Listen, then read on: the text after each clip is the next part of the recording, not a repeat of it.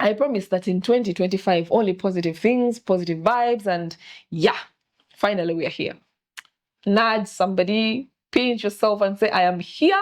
It's a brand new day, brand new year, brand new season, brand new. Anyhow, yesterday, while we were praying and fasting and believing God and all these things, I remembered that now that we've written our things, now that we prayed about, what we want to see, vision night yesterday, njagala kujjukiza nti wabeerawo n'akaseera ak'okulindirirako Mukama akole. I usually tell us that a woman conceives a child. Congratulations, what naye bambi sirwazaala. There's what we call date of birth. DOB.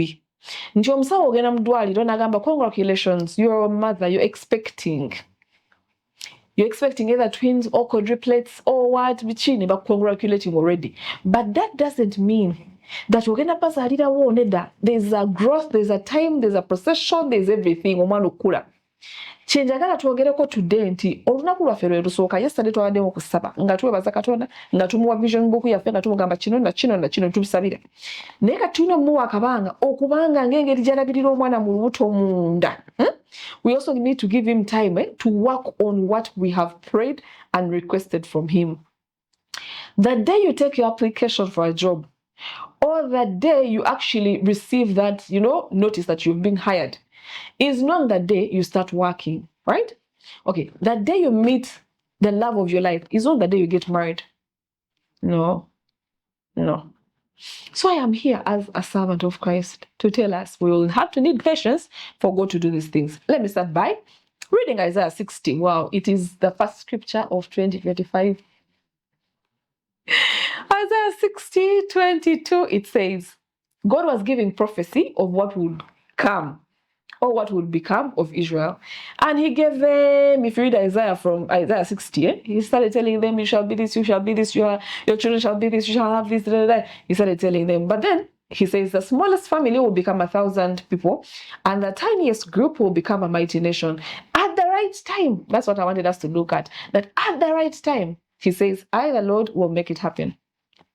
What am I trying to tell us? That yesterday we prayed, we prayed, we believed God. But he's telling you today that there's a right time. There's a right time when he wants to do those things that he has promised you.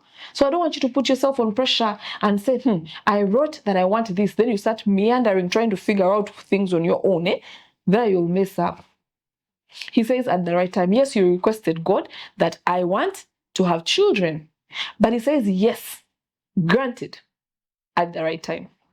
You can't be in senior 6 and you say, I want children, and then you start looking for children now. Or you might even be like of age, but you can't just randomly go and have children because you said, I asked of the Lord. Now you randomly go and just have children with any person, anyone. No, that's not the right time.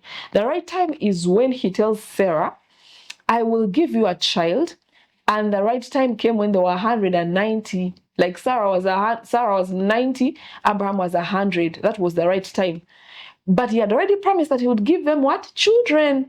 Download the Salt Media app from the Google Play Store and the Apple App Store.